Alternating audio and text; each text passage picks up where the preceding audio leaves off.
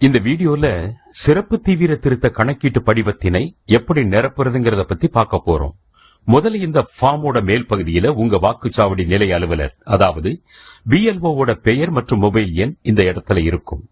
இந்த ஃபார்மை ஃபில் பண்ணும்போது ஏதாவது உங்களுக்கு டவுட்ஸ் வந்தா அவங்களுக்கு கால் பண்ணி நீங்க கேட்டுக்கலாம். இந்த படிவத்தோட மேல் பகுதியின் இடதுபுறம் பாத்தீங்கன்னா வாக்காளரின் பெயர், அவரோட வாக்காளர் புகைப்பட அடையாள அட்டை எண், முகவரி மற்றும் அவருடைய பெயர் வாக்காளர் பட்டியல்ல எந்த சட்டமன்ற தொகுதியில, எந்த பாகத்துல, எந்த வரிசையில இருக்கு அப்படிங்கிற விவரம் ஏற்கனவே நிரப்பப்பட்டிருக்கும். அதோட படிவத்தின் வலதுபுறம் அவருடைய போட்டோவும் பிரிண்ட் ஆகி இருக்கும். வாக்காளரோட போட்டோ பக்கத்துல அவருடைய தற்போதைய போட்டோவை ஒட்டுவதற்கு காலி இடம் கொடுக்கப்பட்டிருக்கும். அதுல அவருடைய புதிய போட்டோவை ஒட்டணும். அதுக்கப்புறம் இந்த படிவத்தை வாங்கிய அத்தனை வாக்காளர்களும் முதல் பகுதியில அவர்களுடைய விவரங்களை நிரப்பணும். அதாவது பிறந்த தேதி, ஆதார் எண், விருப்பம் இருந்தால் கைபேசி எண், தந்தை அல்லது பாதுகாவலரின் பெயர், அவங்களோட வாக்காளர் புகைப்பட அடையாள அட்டை எண் இருந்ததுன்னா அதையும் எழுதலாம். தாயாரின் பெயர், அவங்களோட வாக்காளர் புகைப்பட அடையாள அட்டை எண் இருந்ததுன்னா அதையும் எழுதலாம். துணைவர் பெயர், அதாவது கணவன் அல்லது மனைவி அவங்களோட வாக்காளர் புகைப்பட அடையாள அட்டை எண் இருந்ததுன்னா அந்த எண், இது போன்ற விவரங்களை எல்லாம் சரியா நிரப்பணும்.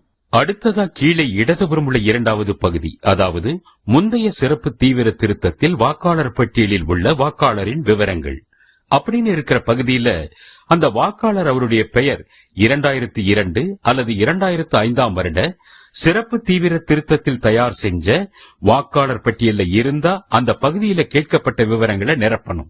அதாவது வாக்காளர் பெயர் அப்படிங்கிற இடத்துல அவருடைய பெயரை எழுதணும்.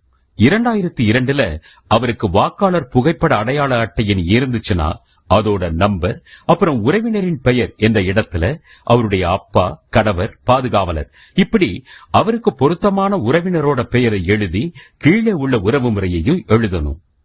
அடுத்து 2002 அல்லது 2005 சிறப்பு தீவிர திருத்தத்தின் போது அவர் எந்த சட்டமன்ற தொகுதியில இருந்தாரோ அந்த தொகுதியுடைய பெயர், எண் மற்றும் அந்த வாக்காளரோட பாகம் எண், அதாவது பூத் நம்பர், வாக்காளர் பட்டியல் அவரோட வரிசை எண் ஆகியவற்றை எழுதணும். ஒருவேளை அந்த வாக்காளரோட பெயர் 2002 2005 வாக்காளர் பட்டியல்ல இல்ல, அப்ப என்ன செய்யறதுன்னு அடுத்து பார்ப்போம்.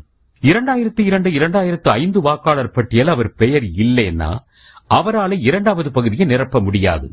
அப்போ இந்த மூன்றாவது பகுதியில அவரோட உறவினர், அதாவது அவருடைய அப்பா, அம்மா, தாத்தா, பாட்டி, இவங்கள யாராவது ஒருத்தருடைய பெயர் 2002 2005 வாக்காளர் பட்டியல இருந்ததுன்னா அவங்களுடைய பெயர் 2002ல அவங்களுக்கு வாக்காளர் புகைப்பட அடையாள அட்டை இருந்ததுன்னா அதோட நம்பர், அவங்களோட அப்பா, கணவர் பேரு நிரப்பணும். அடுத்து உறவு முறை அப்படிங்கிற இடத்துல அவர் வாக்காளருக்கு என்ன உறவு முறை அப்படின்னு எழுதணும். அப்புறம் அவர்களோட, அதாவது யார் பெயர் 2002 2005 வாக்காளர் பட்டியல்ல இருக்கோ அந்த பெயர் இருக்கிற சட்டமன்ற தொகுதி பெயர், பாகம் எண், வரிசை எண் எல்லாத்தையும் ஃபில் பண்ணணும். இதை முடிச்ச பின்னாடி கீழே இருக்கக்கூடிய 3 உறுதிமொழியையும் பொருத்தமா ஃபில் பண்ணி வாக்காளரோட கையெழுத்து அல்லது கை ரேகையை இட்டு, அவர் இல்லாத பட்சத்துல அவருடைய குடும்பத்தில் இருக்கிற 18 வயசுக்கு மேற்பட்ட நபரின் கையெழுத்து அல்லது கை ரேகையை பதிவு செஞ்சோ